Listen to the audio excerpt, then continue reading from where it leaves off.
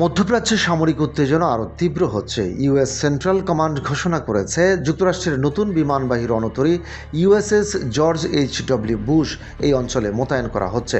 এই নতুন রণতরী ইতিমধ্যেই অবস্থানরত দুটি রণতরীর সঙ্গে সমন্বয় করে যুক্তরাষ্ট্রের সামরিক উপস্থিতি আরও দৃঢ় করবে।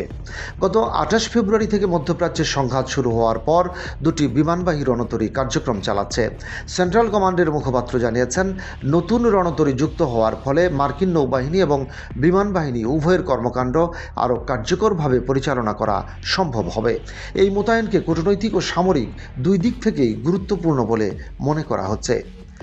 অন্যদিকে ইসরায়েলের সামরিক বাহিনী আইডিএফ ক্রমবর্ধমান চাপের মুখে পড়েছে।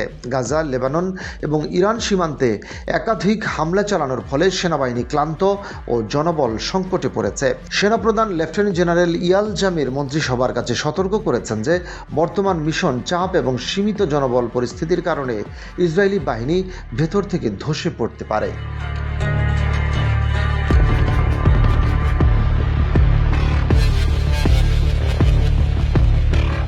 জামির আরও জানিয়েছেন, বর্তমান সংকট মোকাবেলায় আইডিএফকে কার্যকর রাখার জন্য নতুন বাধ্যতামূলক সামরিক সেবা আইন, রিজার্ভ ডিউটি আইন এবং সেবার মেয়াদ বৃদ্ধি আইন প্রণয়ন করা অত্যন্ত জরুরি। তিনি সতর্ক করেছেন, এগুলো বাস্তবায়িত না হলে নিয়মিত অভিযান পরিচালনা এবং রিজার্ভ ব্যবস্থার কার্যকারিতা বিপন্ন হবে।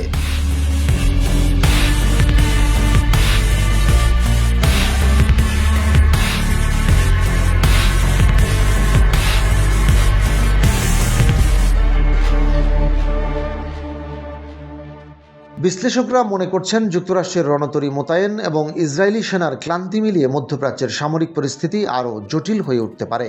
সাম্প্রতিক ঘটনাগুলো ইঙ্গিত দিচ্ছে এই অঞ্চলে সংঘাতের তীব্রতা এবং প্রতিক্রিয়ার মাত্রা বৃদ্ধি পাচ্ছে।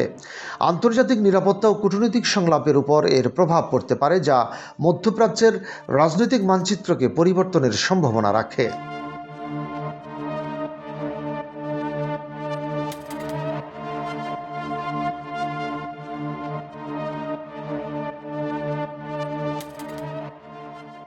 মার্কিন কূটনীতিবিদরা জানাচ্ছেন, রণতরীর মোতায়েন কেবল সামরিক শক্তি প্রদর্শনের অংশ নয়, এটি মধ্যপ্রাচ্যে স্থিতিশীলতা বজায় রাখা এবং সহায়তা প্রদানের ইঙ্গিত হিসেবে নেওয়া হচ্ছে।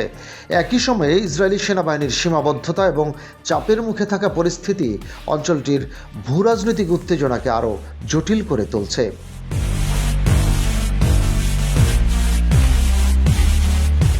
রশিদ কামাল, বাংলাবাজার পত্রিকা।